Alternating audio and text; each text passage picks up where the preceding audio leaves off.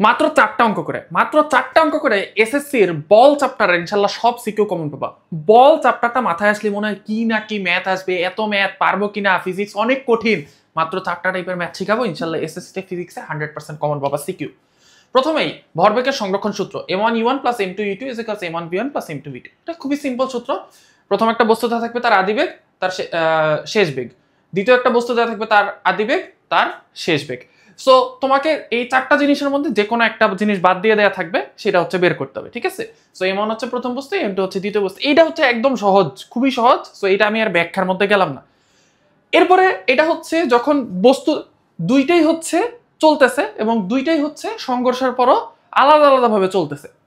আর এইখানে এই সূত্রটা হচ্ছে যখন দুইটা বস্তু সংঘর্ষের পরে একই বেগে চলতেছে।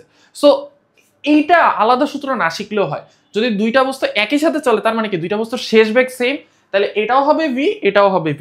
সো m1v m2v এটাকে কমন নিলে m1 + m2v, এই সিম্পল। ওকে, এবার হচ্ছে আরেকটা সূত্র, g = gm/r²। এই g হচ্ছে মহাকর্ষীয় ধ্রুবক, m হচ্ছে পৃথিবীর ভর, r হচ্ছে পৃথিবীর ব্যাসার্ধ, আর এই g হচ্ছে তোমার অভিকর্ষজ ত্বরণ, ঠিক আছে? সো এটা থেকে খুব রেয়ারলি দুই একটা কোশ্চেন আসে, তারপরও যদি আসে আমি এখানে দিয়ে দিলাম। এরপর খুব ইম্পর্টেন্ট, সেটা হচ্ছে f = ma। এ মানে হচ্ছে v - u/t। তোমাকে একটা বস্তু দেওয়া থাকবে, ওই বস্তুটাকে হচ্ছে ধাক্কা মারা হয়েছে, কোন একটা বল দিয়ে ধাক্কা মারা হয়েছে, বল দিয়ে ধাক্কা মারার পরে ওইটার আদিবেগ ছিল 0, ওইটার শেষ বেগ ছিল কিছু একটা, মানে শেষ বেগ হয়েছে কিছু একটা, তোমাকে সময় বের করতে বলছে যে এটা কত সময় হচ্ছে এত শেষ বেগ পাইছে। সো এই টাইপের ঘুরে ফিরে আসবে। হইলে তোমাকে বেসিক্যালি যেটা বলবে যে একটা বল দিয়ে ধাক্কা মারা হয়েছে, ওটার আদিবেগ এত, এত সময় ধরে ধাক্কা মারা হয়েছে, শেষ বেগ কত। অথবা ওইটার আদিবেগ কত ছিল আমি জানি না, শেষ বেগ এত, সময় হচ্ছে এত, আদিবেগটা বের করো। অথবা ওই বস্তুটার আদিবেগ ছিল এত, শেষ বেগ হয়েছে এত, সময় দেওয়া আছে এবং তোমাকে বস্তুটার ভর বের করো। সো এই সূত্রটা দিয়ে ম্যাথ আসবে। নেক্সট যেটা হচ্ছে তোমাদের অনেক কঠিন লাগে, খুবই সিম্পল জিনিস। কোন একটা বস্তুকে তুমি একটা জোরে ধাক্কা মারছো, এবার ঘর্ষণ বল কি করবে? ওটা কি ঘষা খাবে কিছু, আর কিছু বলে হচ্ছে আগে যাবে। সো কোন একটা বস্তুকে ধাক্কা মারলে, কোন একটা বস্তুকে এদিকে ধাক্কা মারলে ঘর্ষণ বল এদিকে কাজ করে, আর ঘর্ষণ বল বাদে বাকি বলটা হচ্ছে সামনের দিকে কাজ করে।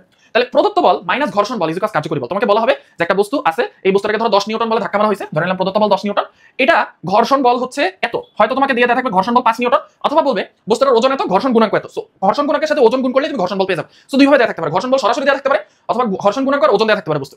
এটা প্রদত্ত বল দেওয়া আছে, ঘর্ষণ বল দেওয়া আছে। এবার বলবে তোমার বস্তুর ত্বরণ কত, ত্বরণ কত এটা বের করতে হলে তোমাকে আগে বের করতে হবে কার্যকর বল। তাহলে প্রদত্ত বল বিয়োগ ঘর্ষণ বল ইকুয়ালস হচ্ছে কার্যকর বল। কার্যকর বল বল ইকুয়ালস f ইকুয়ালস m না। সো ওই কার্যকর বল f, এটা থেকে আমরা লিখতে পারি ma।